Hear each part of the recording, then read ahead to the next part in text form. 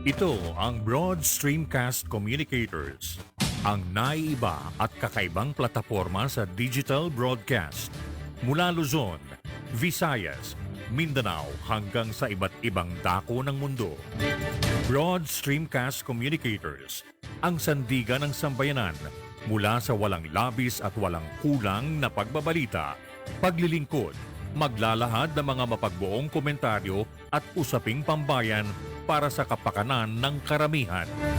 Broad Streamcast Communicators, tuwirang maglilingkod ngayon hanggang sa susunod na henerasyon.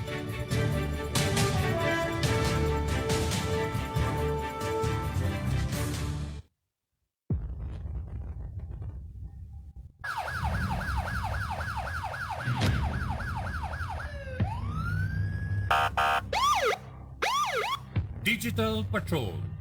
Ito ang palatuntunan magtutuo ng pansin sa mga pangyayari at kaganapan sa ating kapaligiran. Digital Patrol. Tatalakay sa mga usaping panlipunan, mga isyong naglalagabla. Digital Patrol. Magbibigay daan sa inyong mga saloobin at karaingan. Digital Patrol. At ngayon, narito ang inyong pinagpipitakanan sa daigdig ng broadcast. Mula noon hanggang sa ngayon, si Captain Sel Baisa. Thank you. Maraming salamat, Tony. Tony Salaw sa kanya pong, pag-i-introduce as always dito po sa inyong palatuntunang Digital Patrol. On a Friday, thank God, it's a Friday, TGIF. At ngayon po ay ikadalawampu sa buwan ng Agosto, taong kasalukuyan. How is everybody? I hope everybody is in their pink of health. Wala pong problema dulot nitong ating kinaharap na problema dulot nitong COVID-19 o coronavirus. Once again, I'm inviting you to join me till 11 o'clock ngayong araw na ito.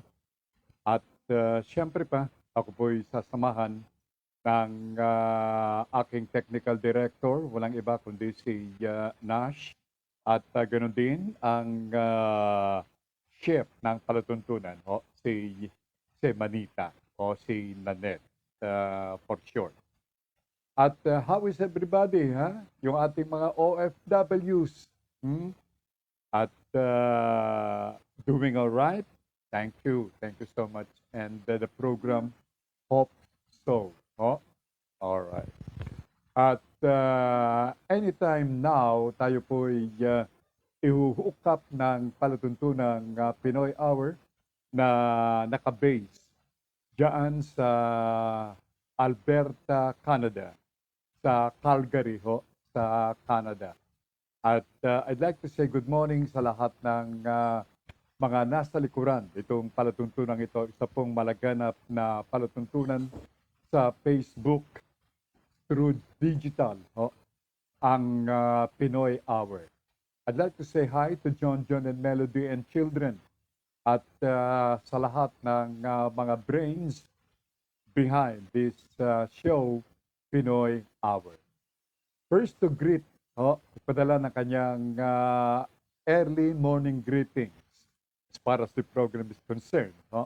Dito sa ating first 30-minute portion ng program. At well, of course, don't get me wrong, tayo po hanggang 11 o'clock today, as always. From Carlos Bernardo. Good morning, Carlos. At ang sabi ni Carlos, I like his greetings. Good after Thursday and aloha. Yes, indeed.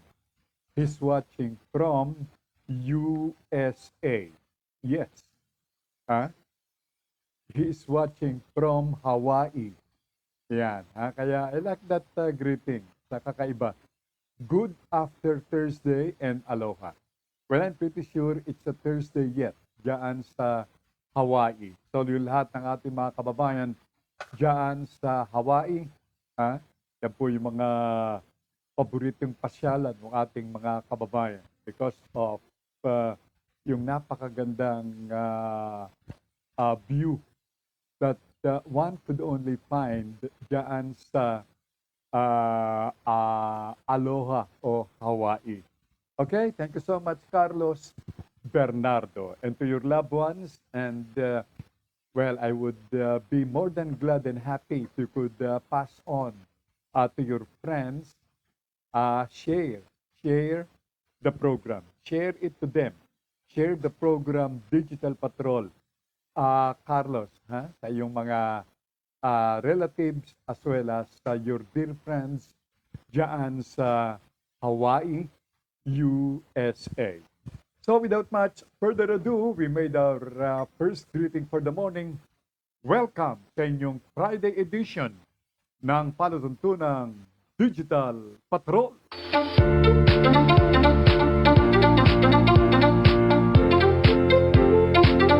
Zile zile, zile zile, eu alerg, iar mile mile, mile mile pe mai. Yun, okay. Thank you. Thank you so much. I'd like to greet Rolly Arsenio L. Bumatayo. Isa sa ating mga dependable na mga technicians. Pakagaling nito. Si Rolly Bumatayo. Palagay ko duty ngayon si Rolly. Nakaharap siya diyan sa state-of-the-art technical gadgets diyan sa Radyo Pilipinas 1. Thank you, Thank you so much, Rolly. A dear friend of ours. At isa sa mga dependable na mga technicians. If I may say so anew. Rolly Arsenio L. Bumatayo and family. Okay? Morning, Anselmo. Kanya ba? Okay. Binuo yung pangalan. And after the two greetings came this greeting from a sister of yours truly based in Montreal, Canada. Good morning kay Norma Uma Baisa Swale. Good morning, Norma, and to her husband, Ken Swale, and children. At sa lahat ng mga Montrealers diyan sa Canada na ngayon po nanonood ng ating program. As they normally do, I understand marami tayong mga silent listeners in that part of the globe. Nasa itaas sila okay? So nasa baba tayo ng kaunti. Alright, so kapag taglamig, isaksakan po ng lamig diyan sa Canada. Malapit na po dun sa North Pole. Yung sinasabing tahanan ni Santa Claus. Malapit na po itong Bearmans. And when we speak of Bearmans, when we think of Bearmans, we always think of Christmas Day. The happiest day of the year, sabi niya. At sa Pilipinas, we celebrate the longest Christmas anyone could think of.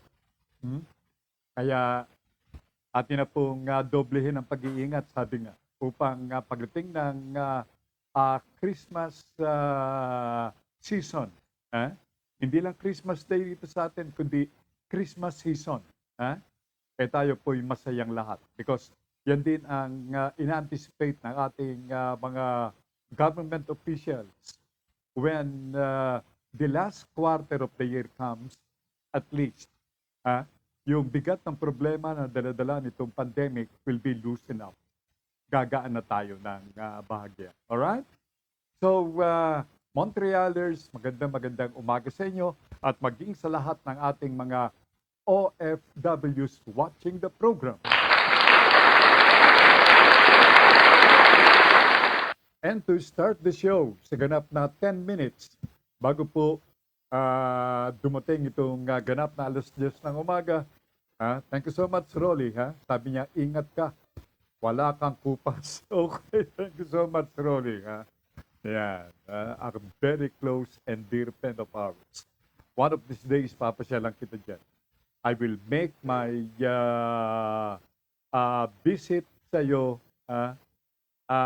as a surprise. Hindi ko sasabihin, Rolly, but dadaan ako dyan. Sigurado yan. Alright? Pag ako ay may pagkakataon at makararaan dyan sa Visayas Avenue.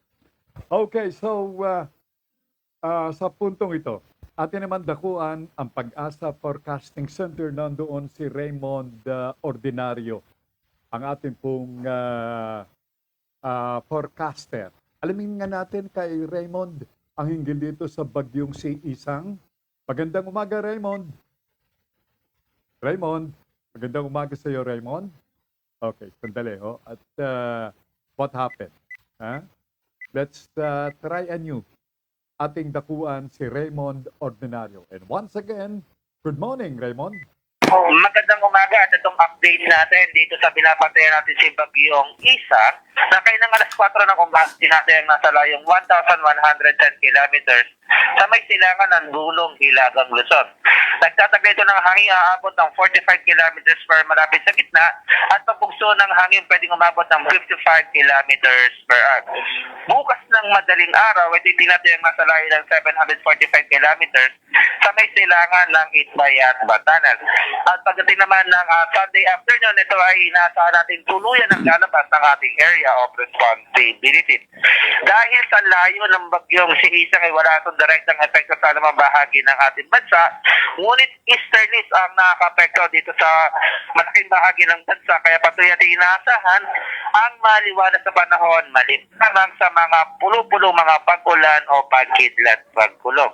Dito yan maasahan natin sa Metro Manila at nalalabing bahagi ng ating bansa. At sa ngayon, wala tayong nakataas na gale warning sa anumang baybayin ng ating kapuluan, kaya malaya mga kabalaot ang ating mga kababayan mga isla at may mga maliliit na sasakyang pandagat.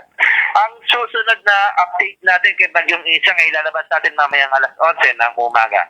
At yan po ang ikas mula rito sa Weather Forecasting Center ng Pag-asa, Raymond Ordinario nag-uulat. Forecaster Raymond, sir.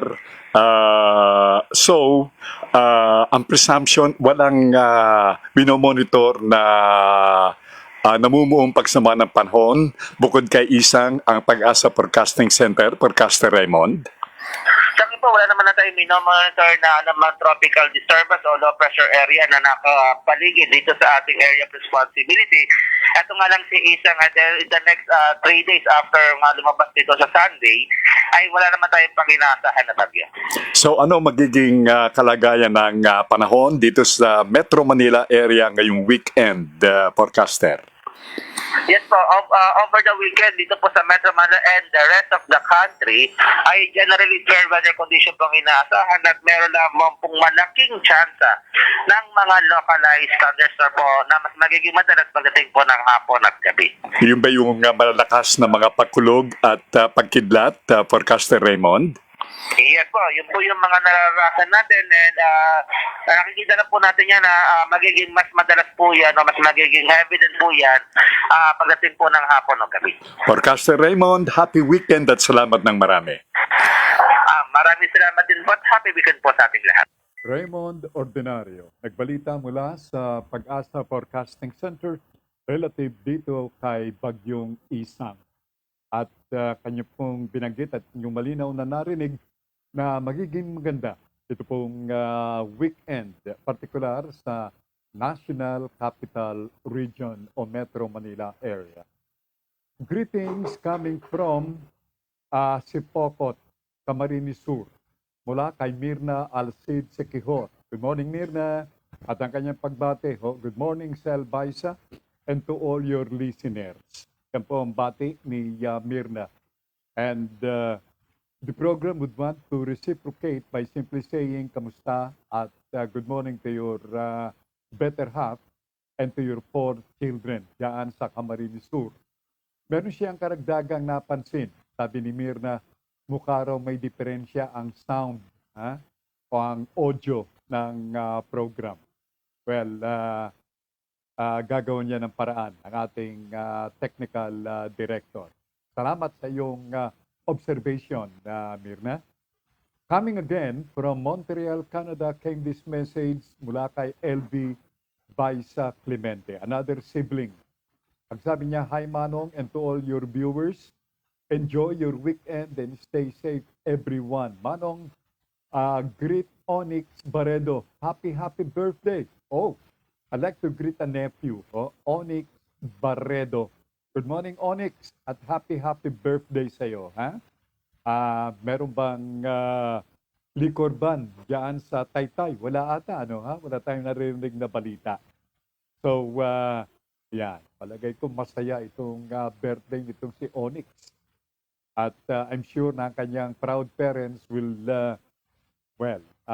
bring out all those expensive plates, expensive kitchen utensils once more bilang paghahanda dito sa kaarawan ni Onyx Baredo. Good morning to John and Techi and children mula sa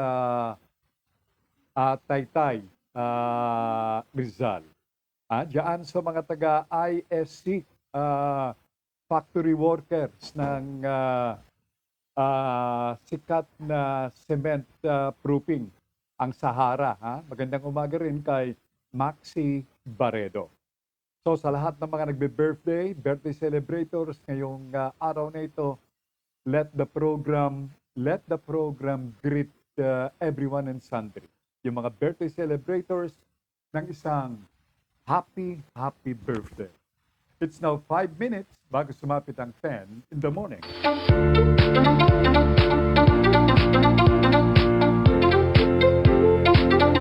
Well, other than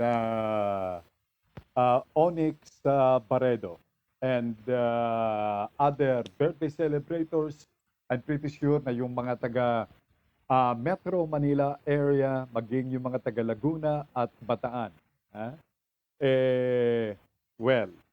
Just in case hindi pa ninyo alam na starting tomorrow, medyo itinabi na ng gobyerno itong ECQ.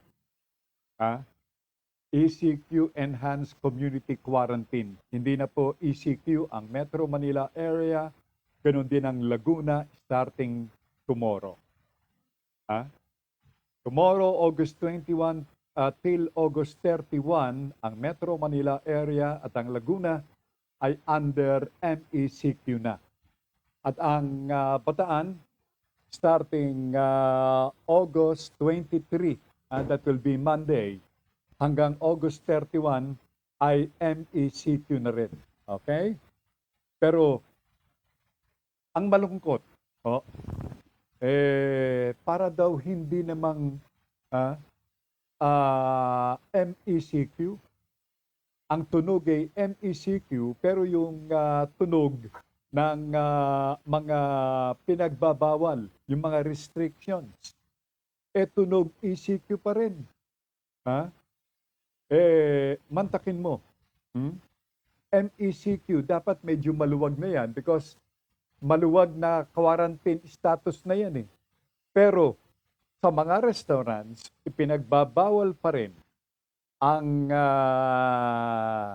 dine-in. Hindi ka pa rin makakakain. Maging sa al fresco dining. Yung bang medyo ventilated yung lugar, mahangin, hindi ka rin pwedeng kumain. Kaya back to basic, delivery. Delivery pa rin itong klasifikasyon, itong pagbili ng makakain sa mga restaurants. At yung mga mahahaba ang mga buhok na medyo the past 2 weeks ng ECQ, hindi nagalaw ng kanilang hair stylist o hairdresser. Mahaba na yung mga yan, pahabain nyo pa ng susunod na mga araw sapagkat ipinagbabawal pa rin ang operasyon ng mga personal care services. Bawal itong nail spa, bawal ang massage, bawal itong mga barberia, bawal yung mga beauty parlors. Asus Marisep, di parang ganun din, inaiba nga lang yung titulo. Pero yung restriction, restriction pa rin under ng ECQ. Ay nako, sandali. Amutin nga natin ang ating batok. Ganyan yung mga taga Alberta, Canada eh. Kapag medyo questionable, nagtataas sila ng kilay, nagkakamot sila ng batok. Ayan. Ha? Ganon din eh. Ha?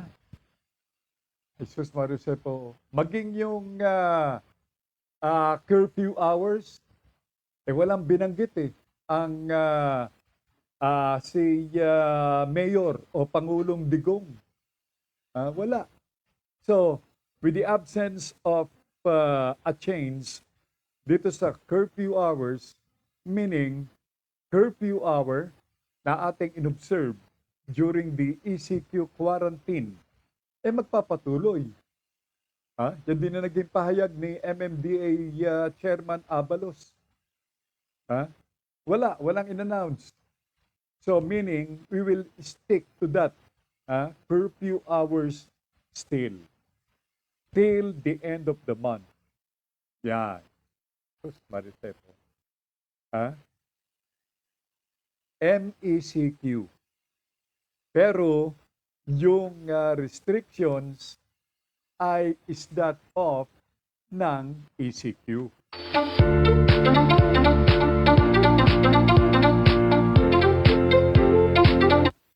Itong dalawang nakaraang linggo na ang Metro Manila area for one ay nasa ilalim nitong ECQ.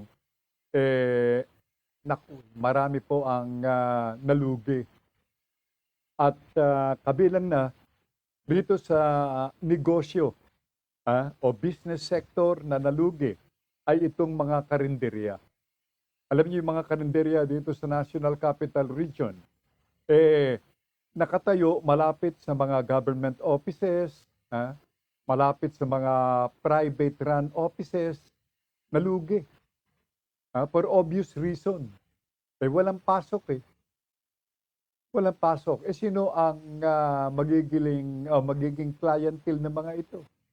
Sino ang kanilang magiging customers? Wala. Nga. Walang customer, nga yung mga may-ari ng karinderya equals lugi. Yun po ang simple na analyzation ng bagay na yan. Nga lugi. At bilyon-bilyon piso ang nawala. Lalong-lalo na sa kabanyaman ng ating bansa because of ECQ. But then, in fairness, sabi nga, ito naman ay para sa kabutihan daw nating lahat naman. Pero, alam nyo, si MMDA Chairman Abalos napansin ito. At hindi lamang siya, maging ang palutuntunan, maging ang aking 33 mga kumpare.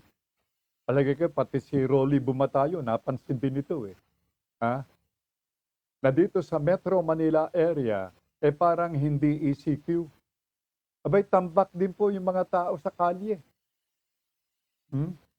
Kung ikukumpara sa ngayon kay Chairman Abalos doon sa dalawang ECQ, noon, talagang mapapansin na to the letter yung pagsunod ng ating mga kababayan. Pero itong pangatlong ECQ na matatapos ngayong araw na ito, wala eh. Dagsa yung mga tao sa lansangan. Ang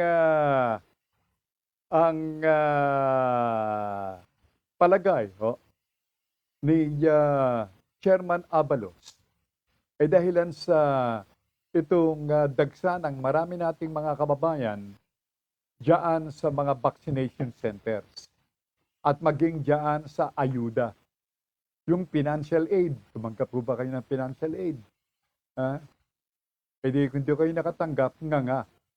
Pero kung nakatanggap kayo, saya. Yan. Dalawa lang naman yan eh. Nga, para sa hindi mga nakatanggap ng ayuda, nga.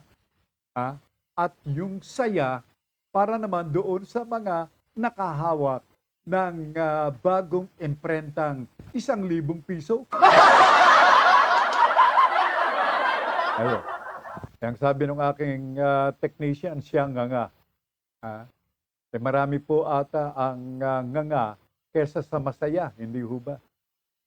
Ngayon, ang ilang mga local government units ang nagrekomenda sa DILG na kung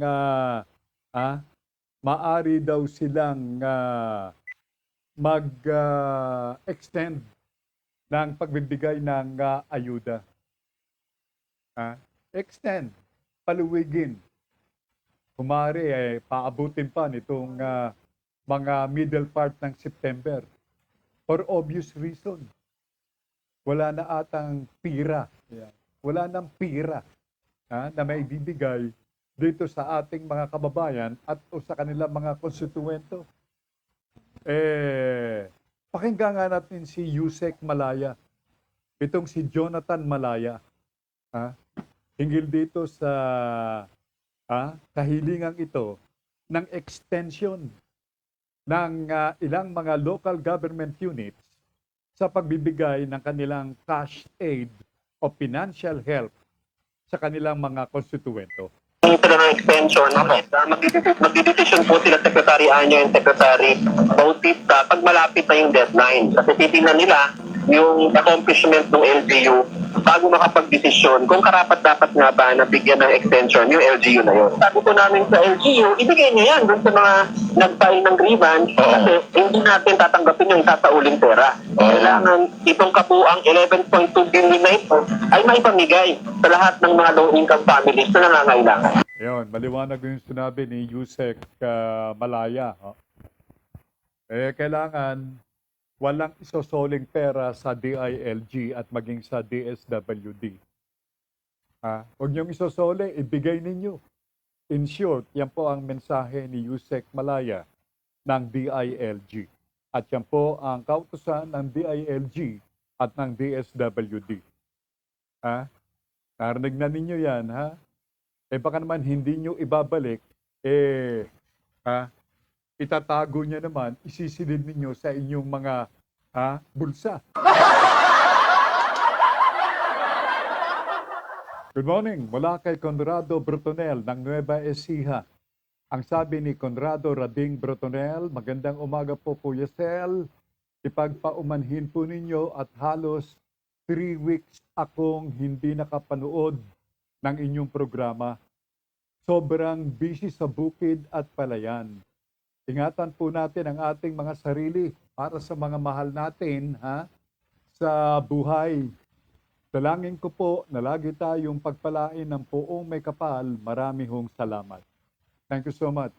Napapanahong paalala at panalangin ng isa sa ating mga regular viewers who wasn't able to make it the past 3 weeks dahil lang po dun sa tawag ng kabukiran.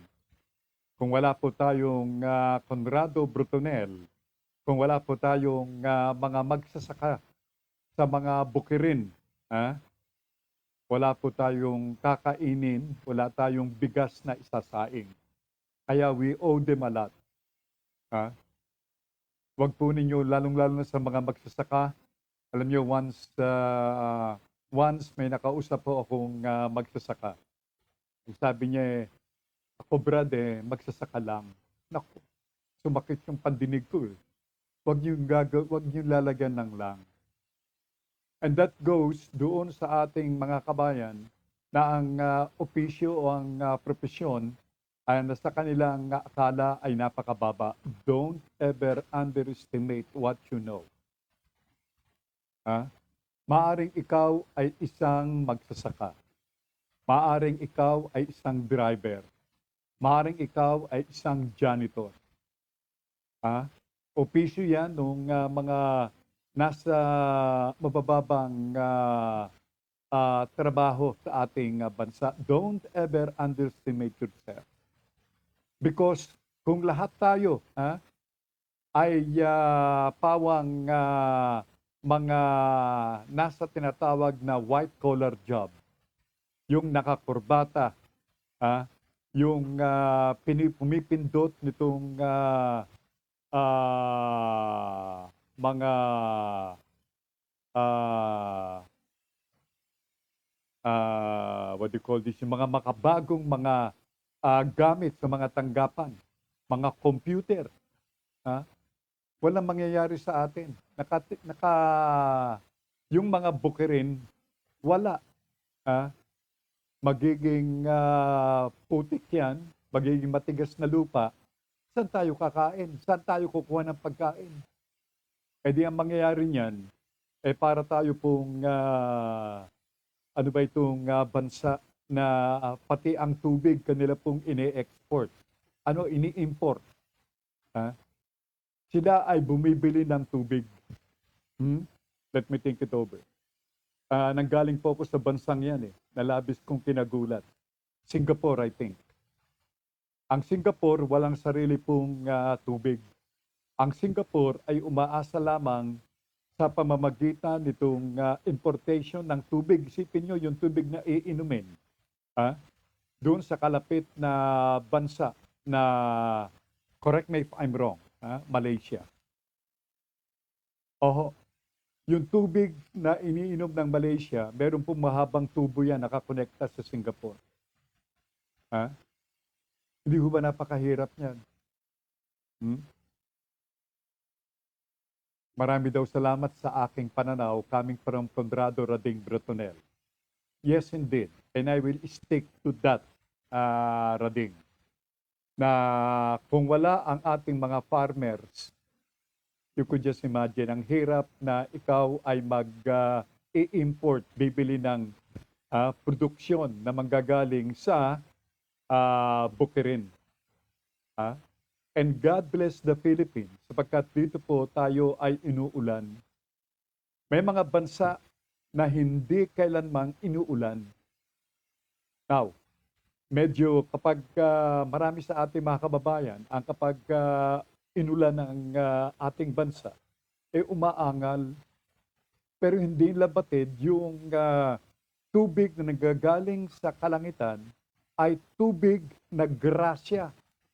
Yan po'y grasya na nagbubuhat diyan sa kaitaasan na naiipon sa ating mga dams na atin namang ginagamit tuwing sumasapit yung panahon ng tag-init.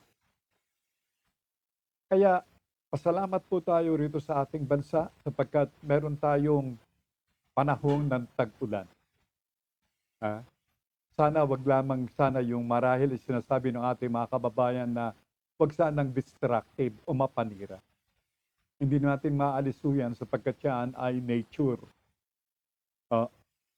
Kaya ang ating namang mga otoridad ay gumagawa ng paraan upang sa gayon ay malabanan yung destruction o paninira na dinudulot nitong mga malalakas na pag-ulan. Kapares itong panahong ito, tag-ulan po ngayong panahong ito. Pero inyong napapansin na bibihira yung mga bagyo na dumaraan sa ating bansa.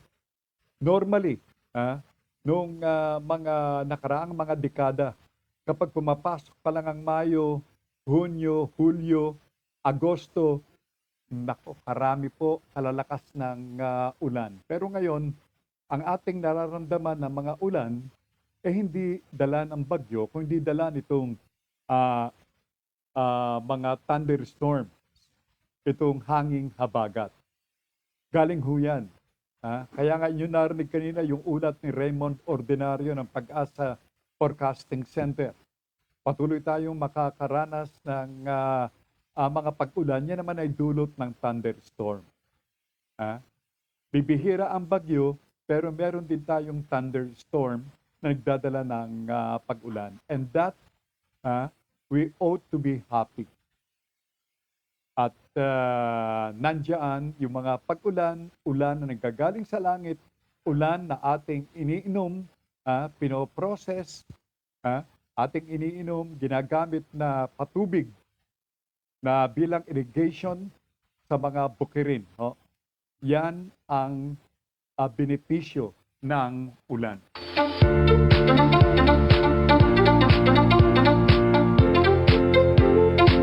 Gusto yung mga orasan, ang oras sa Pilipinas, ganap ng alas 10:15 ng umaga. Zile zile yo alergyal mile mile mile mile pe mai Sa ating COVID-19 update. Kahapon, ito po yung ulat ng Department of Health. Ang mga bagong kaso ng COVID ay 14,895 new cases na nagdala sa total na bilang since the time na dumalaw o nagsimula itong COVID-19 sa bansang Pilipinas. Ang total, 1,791,003. Yun naman mga gumaling ay as of yesterday ay 8,248 ang mga gumaling na nagdala sa total na bilang na 1,648,402 simula ng nag-umpisa ang COVID-19. Ngayon, yung mga aktibong kaso, yung ating mga kababayan na pagagalingin pa dahilan sa sila'y may karamdaman pang COVID, ay umaabot naman sa 111,720. Yan po ang COVID update as of yesterday. At sangayon pa rin sa DOH, merong umabot na sa total na bilang na 24,479,750. Yan po ang total na bilang ng mga nabakunahan na. What I mean is, yung pong mga bakuna na naiturok sa ating mga kababayan. 24,479,750. Pero marami pa rin pong mga kababayan tayo na mabakunahan yet. Gilog kong mga tagapakinig. Yan. Kaya namang ang ating mga local government units at maging ang national government ay patuloy sa paghikayat sa ating mga kababayan to have yourself vaccinated, and vaccinated. Now, mula naman sa Taytay Rizal, watching from NECQ Taytay Rizal, good day to all. Coming from another sibling of yours truly, walang iba kundi si Lides Baisa. And sa aming dear mother, who is likewise watching the program Digital Patrol at her age na 94 years old. Yes, indeed. Thank you so much, Mother. Okay na ba ang iyong breakfast, Mother, and medicine to take? Alam niyo, kasama ni Lides na naghahanda ng breakfast ni Mother at ang gamot na kanyang tinitake on a daily basis ay walang iba kundi si Tammy Juanillo. Good morning, Tammy. An OFW watching and listening from Kuwait, diyan sa Middle East. Walang iba kundi si Miss Chincha Buste. Ang sabi ni Miss Chincha, a blessed Friday morning po, Captain Cell, and to all your viewers. Thank you very much. Maraming salamat, Chincha. And pass on my hello sa lahat ng ating mga kababayan diyan sa Kuwait. Alright? From Presi Estrada, another sister of yours truly, says, good morning good morning everyone watching your show. Thank you so much, Presi, whom I call and address as Sipre. Or sometimes, ito gusto niya, yung Precious. Alright. And likewise, good morning to your husband, Hari, and to your beloved children. Ha? O kamusta kayo diyan sa Dallas, Texas? Kamusta itong health protocol ng ating mga kababayan diyan, including yung mga Americans living in that part of USA? Ha? Di ba kayo binabagabag ng pagkatakot? Marami pang mga bansa dito sa ating mundo ang nahihintakutan pa. But of course, India, wala na. Nakaligtas na sila, nakaalpas na doon sa COVID-19 cases na dulot ng virus. Sabi ni Chincha Buste, opo sir, share done. Thank you so much for sharing the program, Chincha. Okay? Ang sabi ni Sipre, katugunan sa aking katanungan, from Dallas, Texas. Okay naman, Manong. Sabi niya, maraming may COVID. Ayun. That's the answer to the question. Maraming may COVID sa Dallas, Texas. At she says, hospital holding patients. Nako, para dito sa Pilipinas din, nag-o-overflow yung mga hospital sa Dallas, Texas. Alam ni Presi yan sapagkat ang kanyang husband at maging yung kanyang mga anak ay pawang mga nurses. Okay? Very busy ang emergency room sangayon sa kanya. At ang sabi ni Presi, she must be referring dun sa may mga COVID, especially yung hindi vaccinated.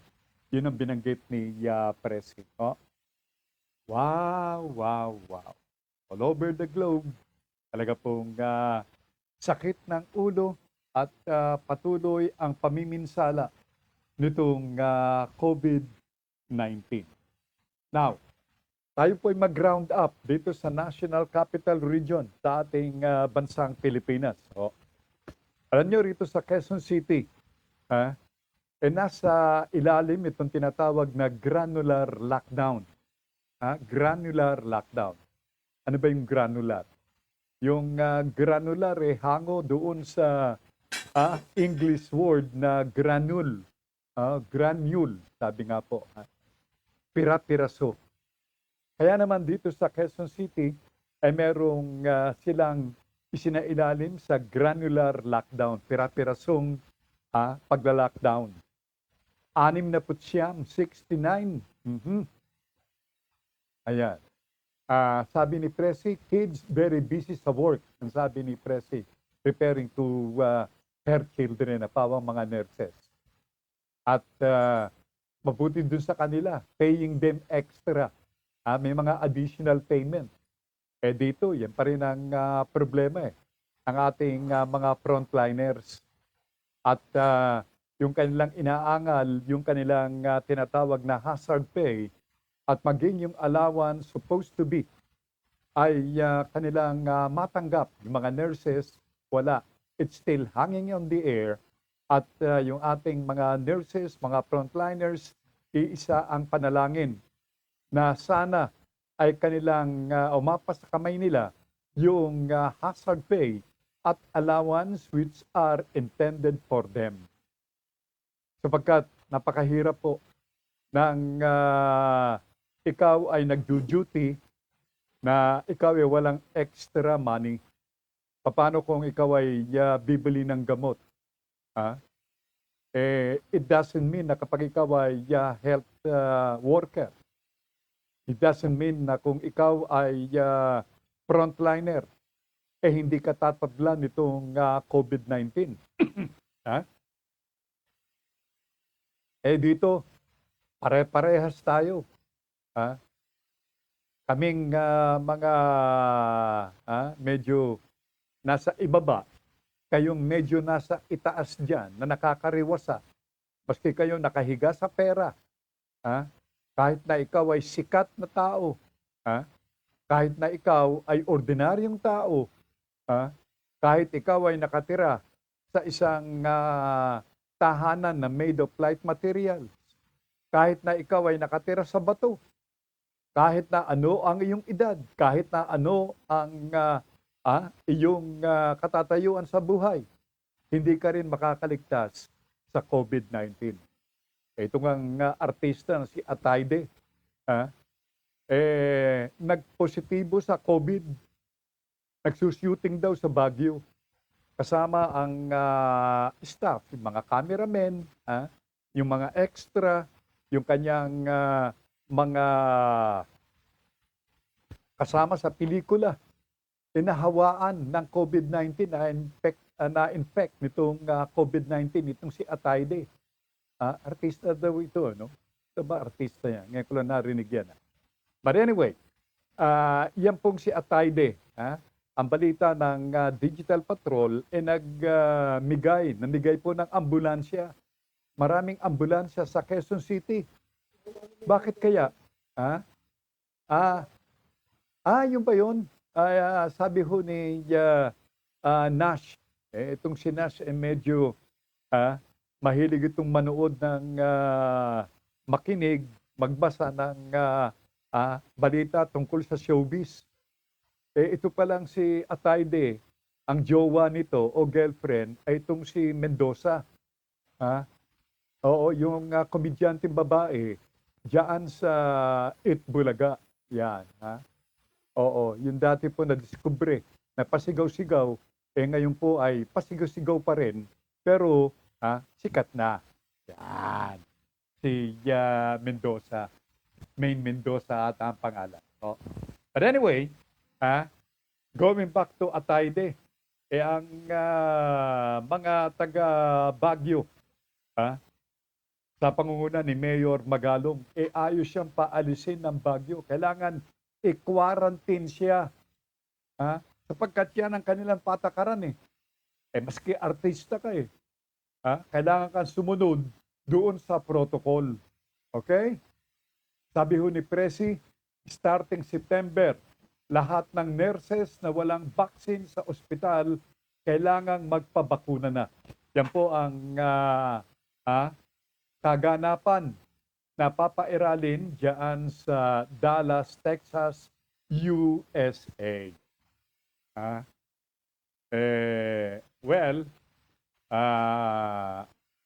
Kasi marami pa rin sa Amerika na ayaw magpabakuna .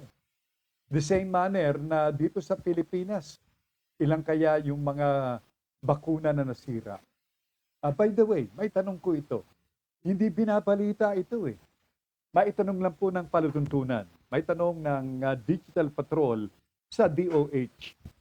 Milyon-milyon na . Humigit kumulang 25 million na yung gamit na bakuna. Ang tanong ho ng palutuntunan, nasa na yung mga basyo ng bakuna? Wala namang balita to that effect . Hindi ho ba? Hindi naman binabalita ng DOH. Hindi pinakikita nitong PCOO. Hindi pinalalabas diyan sa government television station nor binabalita ng government radio station kung ano na ang ginawa doon sa mga basyo ng bakuna. Binabalik ba yan doon sa country of origin? Wala . Hindi ho ba? O baka namang nagkakaroon ng recycle. Huwag naman sana. Sapagkat bawal po yan. Basta't yan po ang hanging question ng Digital Patrol. Ano na ang nangyayari at ano na ang ginagawa doon sa mga basyo ng kinalalagyan ng bakuna na ginamit at itinurok sa ating mga kababayan. Yan ba ang mga basyo ngayon ay inilibing? Yung mga basyong bangyan ay binasag o pinagbili doon sa mga junk shops? Nagtatanong lang po, huwag po kayong pikon, ho?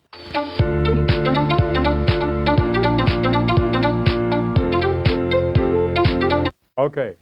69 special lockdown sa Quezon City. Yan po ang tinanggap na balita ng Digital Patrol. And among dito po sa 69 na mga lugar na under special lockdown o granular lockdown sa Quezon City, ay ang Barangay Tatalon. Yung mga areas ng Barangay Tatalon, ang Barangay San Agustin, yung barangay malapit sa Campo Crame, sa may Pag-asa, sa Kulyat, ang Apollo Samson, ang Grace Avenue, yung isang condominium diyan sa Grace Avenue, at yung Road 18 sa may Bahay Toro, naka-special lockdown sa utos ni Mayora Joy Belmonte.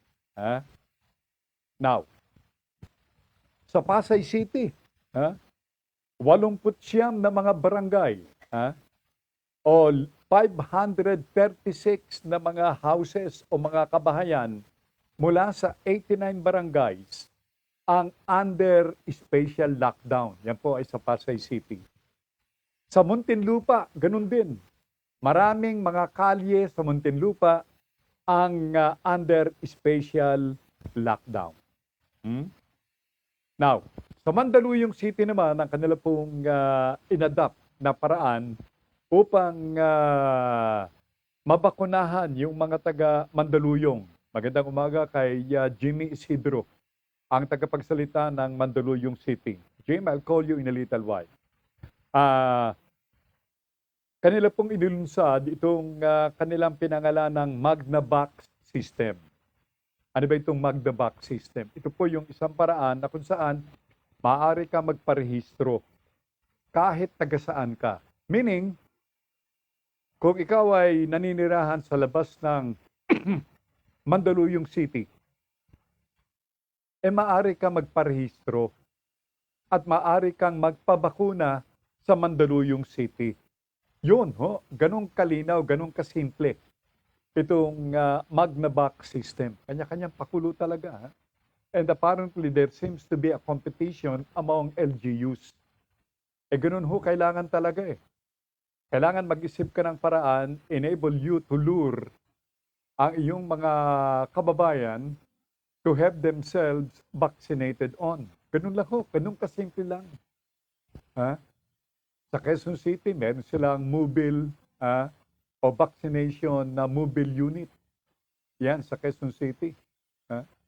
Pero sa Quezon City, kung ikaw ay nag-iisip na maging bayani for once, si Nash nag-isip minsan na maging bayani. Gumawa siya ng coordination with the Quezon City government na bakunahan yung mga naninirahan sa kanilang subdivision na tinitirhan. Only to find out na yung palang ruling ng Quezon City government doon sa mga magsasagawa nitong tinatawag na vaccination sa kanilang subdivision, kailangan merong 4 na nurses at 4 na mga doktor. Hindi kasi sinabi kagad yan ng staff ni Mayora. Sino naman kaya mga doktor ang malalapitan? Yung mga doktor ngayon, tiba-tiba pardon me sa mga doktor na ngayon nanunood. Sapagkat tiba-tiba in the sense na sila ang pinaka-abala na mga professionals sa ating bansa, lalo na sa National Capital Region. Lalo na ngayon at nag-o-overflow ang bilang ng ating mga kababayan sa mga pagamutan. Diyan sa Bataan, nag-o-overflow ang mga ospital. Yung mga isolated quarters, pupuno na ng mga kaso ng COVID. Kagaya ng Cebu, kagaya rin ng Cagayan de Oro, ang sitwasyon. Sa Binyan, Laguna, nagkakamatayan na sa labas ng ospital. Ha? Dahilan sa puno ang pagamutan at siyempre pa, yung ating mga kababayan diyan sa Binyan, Laguna na ngayon ay under MECQ na. Ho. Ayun, naghihintay na sabi nga ng akin 33 mga kumpare, naghihintay ng kanilang kamatayan doon sa parking lot. Ha? Pakahirap, ano po? Ha? Sabi ni Presi, yes, nabasa ko na yan. Starting September 1. Yes, September 1. Lahat ng mga nurses dapat magpabakuna sa mga pagamutan diyan sa Dallas, Texas, USA. Mandatory na ang gulo ko mga tagapakinig. But anyway, that's for the good of everybody. Kung sabi nga, kung naniniwala sa bakuna, then go. Alam nyo, dito sa Pilipinas kasi, marami sa ating mga kababayan, lalo't-lalo na ngayon na mukhang okay na, otorisado na yung pag-inom ng o pag-take nitong ivermectin. Doon sa mga gustong ma-prevent, makaiwas dito sa karamdamang ito, ang payo ng mga doktor, take ivermectin every 5 days. Meaning yung first 5 days, take an ivermectin capsule or tablet and take another one on the next 5 days after taking the initial ivermectin tablet. Yun po, yan ang kanilang patakaran. Kung ayaw mong magpabakuna, sabi nga well, still, yung pong karapatan ng bawat isa sa kanyang paniniwala, dapat ding irespeto. Sabi ni Presi, doon po sa USA, meron bukod doon sa dalawang job o dalawang shot ng bakuna, meron pa raw booster. May booster pa.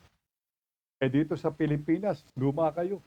Si Congressman Ronnie Zamora, 4 na beses nagpabakuna. Sabi ni Presi, walang katapusang injection. Well, we live in a world of pandemic. Kaya the best thing is to, abide by or comply to whatever dito sa kautusan ng mga health authorities. Alright. Now, ang si Marikina Mayor Teodoro, nananawagan sa kanyang mga konstituento sa Marikina na magpabakuna na po. At he's begging on bended knees sa kanyang mga konstituento. Magpabakuna na. Alright? Now, another nurse in the family, si Umma. Ang sabi ni Umma, same here in Canada. All healthcare workers have to have vaccine by September. Yun po ang kautusan ng mga health authorities, maging sa Canada. Have yourself vaccinated. Lalong-lalo na sa mga healthcare workers. Maniwala kayo. Itong mga aking binabalitang ito, ibabalita rin, iuutos dito sa ating bansa. Maniwala kayo. Starting September, yan, itaga po ninyo sa bato. Hindi po itaga kay bato, kundi itaga sa bato. Kaya ko na simula Setyembre, magpabakuna na yung mga hindi nababakunahang mga healthcare workers. And outside, dito sa mga healthcare workers, tiyak yan, maniwala kayo. Maniwala kayo sa hindi. Okay? Sabi ng aking isang kumpare, naniniwala siya, mga gilo ko, mga tagapakinig. Pustahan pa raw. Okay. Good morning sa kay Vice Governor Boji D. and family ng Isabela. Mataas na rin po yung kaso, tumataas ang kaso ng COVID sa Isabela. But I'm sure and I'm looking forward na, babalik doon sa normal na pamumuhay yung mga taga Isabela.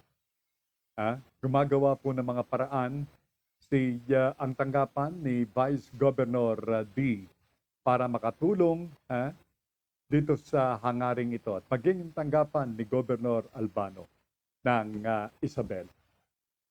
Now, sa mga sports aficionado, yung mga naghihintay ng laban, yung boxing bout o boxing fight ni Senador Manny Pacquiao versus sa kanyang kalaban na isang Cuban boxer na si Ugas. Hindi po yun nahuhuli sa aso. Pulgas po yun. Pulgas po yun. Kundi Ugas yung pangalan ng boxer. Sabi ni si Manita, hindi rin Ungas. Ugas. Yan. Alam nyo, heavy favorite itong si Senador Pacquiao. Heavy favorite over Ugas. Kaya naman yung mga nagpupustahan diyan sa labang ito na Pacquiao versus Ugas. Kapag ikaw ay pumusta kay Ugas, malaki yung matatanggap mo na tama. Yan. Nakalalamang ho si Manny Pacquiao. Ang laban ho ay sa Agosto 22. Malapit na, no? Bukas ang bisperas ng kanilang laban. Okay, tabayanan po ninyo yan. Alam ko na marami sa ating mga kababayan ang aantabayanan yan. Yung mahilig sa mahilig sa boxing. Now, hindi po naman boxing itong ating maririnig na balita sa mga sandaling ito. Ito ay balita hinggil dito kay dating DBM Undersecretary Lloyd Christopher Lau. Ang sabi ni Chincha, kahit po dito, Captain Sel, sa Kuwait, Kuwait, Middle East, maraming health workers pa rin po ang hindi open sa idea ng vaccination. Yan po ay sa Kuwait. Meaning, hindi sila naniniwala. As simple as that dito sa vaccination. Thank you so much, Chincha, sa impormasyon yan. Now, itong si dating Undersecretary Lau ng DBM, Procurement Service, ay ipatatawag ng Senado. Ito po yung naging pahayag ni Senador Franklin Drilon. Papatawag. Ang dahilan ay dito sa maalingas-ngas na pagbili ng face mask. Yung face mask, kaya naman pala pinipilit mag-face mask sapagkat mukhang hindi nabibili yung face mask na pinocure ng DBM Procurement Service. Mga face mask na dapat ay procure o binili ng DOH. Alam niyo nung araw, yung halaga raw ng face mask, yung suggested retail price o SRP ay 5 piso lamang. Now, nung binili ng procurement service, nagkakahalaga ang isang face mask ng 27 piso, 27 pesos. Sus Marce po. Sabi ni Chincha, Pero gaya po nga ng sabi ninyo ay kailangang respeto ang opinyon ng bawat isa. And coming from Mirna Alcid Sikihor ng Sipokot Kamsur, ask ko lang yung mga vaccinated, pwede bang mag-take ng ivermectin o ivermectin? Kasi sabi nila, kahit daw na vaccine, tinatablan pa ng COVID-19. That's a good question. Alamin natin yan. Ha? Mirna o Kasin Mirna. Alamin natin, that's a very good and valid question. Kung ikaw ay nabakunahan na, maaari ka bang mag-take ng ivermectin? Alamin ko yan, ha? That's a promise. Now, alam nyo, ha? Ang katanungan kasi, itong si Yusek Lau, ha? Hindi raw po, ha? Nakatanggi ng ilipat sa kanyang service, procurement service, yung pagbili ng face mask na over and above doon sa suggested retail price. Sino kaya ang nag-utos kay Yusek Lau? Ang daming pera nito. Ang laking pera nito. Bilyon piso. And besides, mga gilo kong mga tagapakinig, ang DOH ay may sariling procurement office.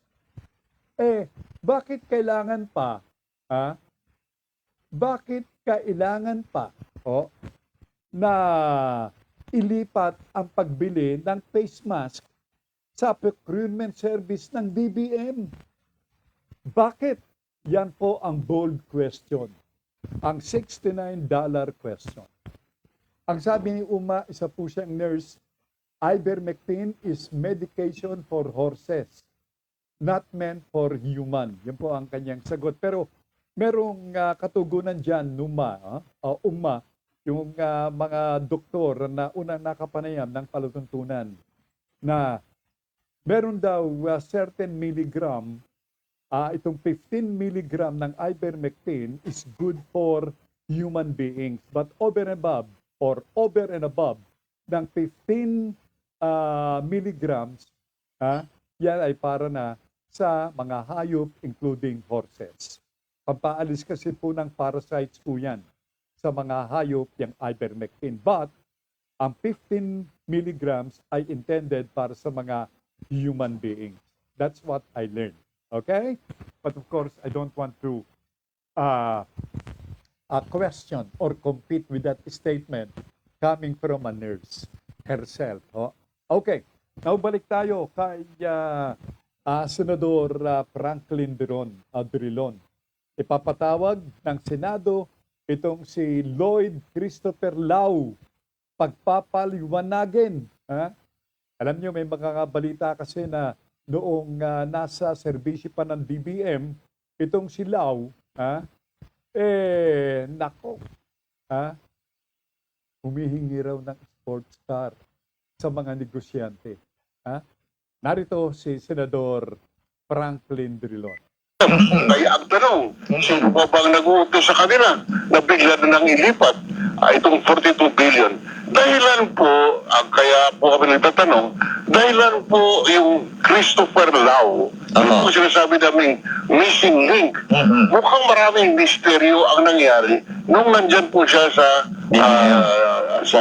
procurement service ng DBM. Halimbawa po, nung bumili ng mga face mask, bumili po siya ng mga bawat isang face mask at 22 pesos po, 22 piso bawat isa. Sang-ayon po sa suggested retail price ng Department of Budget mismo, dapat ito ay 5 piso lamang. Wow. No. Tapos, mayroong ilang milyon bibili dito. Kaya yung overpricing dito po sa face mask ay umabot na mahigit sa 1 bilyong piso. Wow. Yan po, kung ang basihan ko po dyan, yung suggested retail price mismo ng DBM, galing po sa kalsada ng ahensya mismo. Kaya Yun, mga gilo ko mga tagapakinig, malinaw. Clear as sunlight na ang pinagtatakhan ng Senado. yung 1/1 billion na halaga nitong face mask ang binili ng procurement service ng DBM. Gayong sangayon mismo sa DBM, mismo dito sa tanggapang pinanggalingan nitong si Lau, ang halaga ng face mask ay 5 piso lamang. Naku, lintik ang overpricing. Ang daming sinilid na pera sa bulsa. So apparently, ang missing link dito sa kontrobersyang ito ay si Lau. Lloyd Christopher Lau. Ang tanong, aalamin, sino ang nag-utos kay Lau? Ngayon, ang tanong niyan mag-a-appear kaya itong si Lau? Paano kung sabihin ng kanyang boss, although wala na siya sa service, yung nagpasok sa kanya sa DBM, yung paggalang ay nandun pa rin. Kumita na yan yung tinamaan na magaling na si Lau.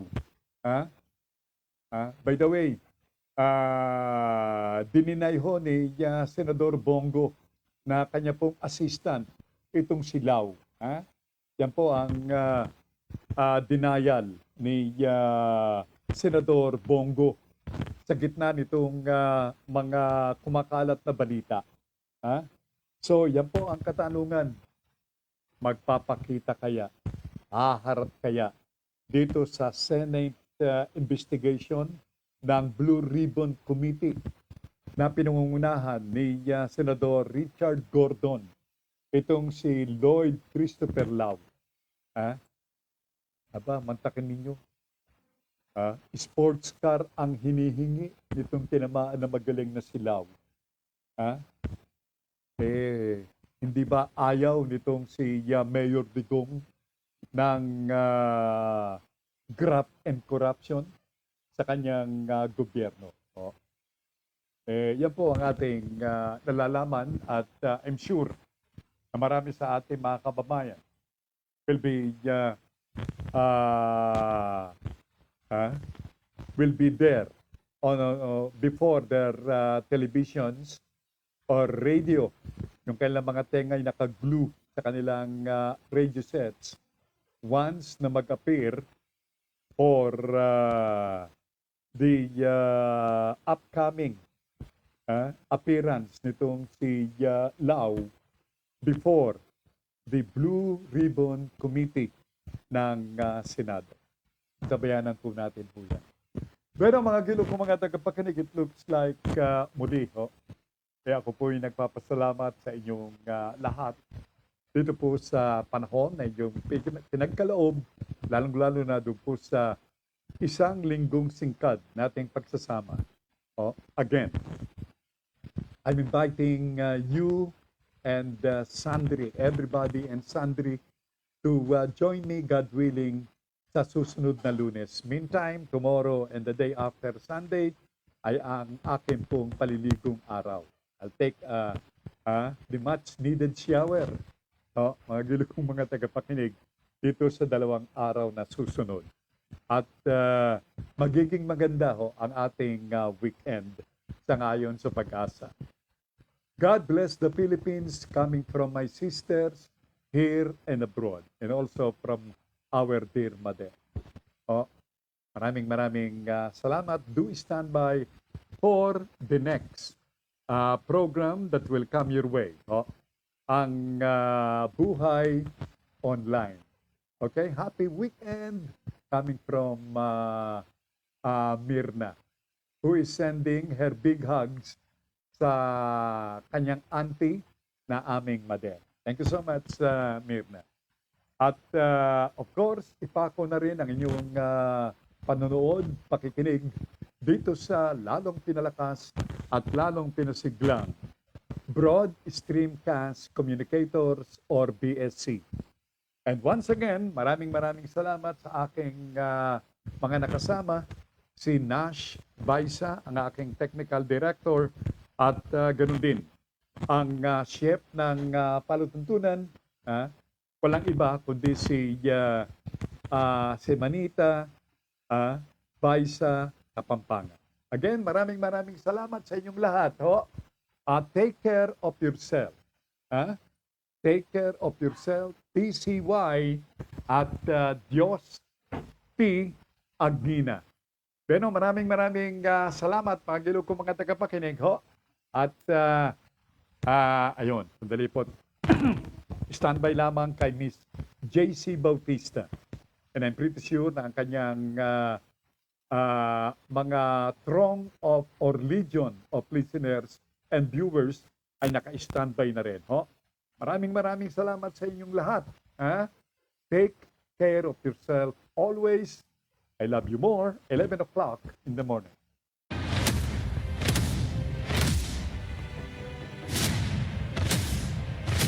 Sumainyo ang Digital Patrol. Hanggang sa muli, dito pa rin sa Broad Streamcast Communicators. Maraming salamat po.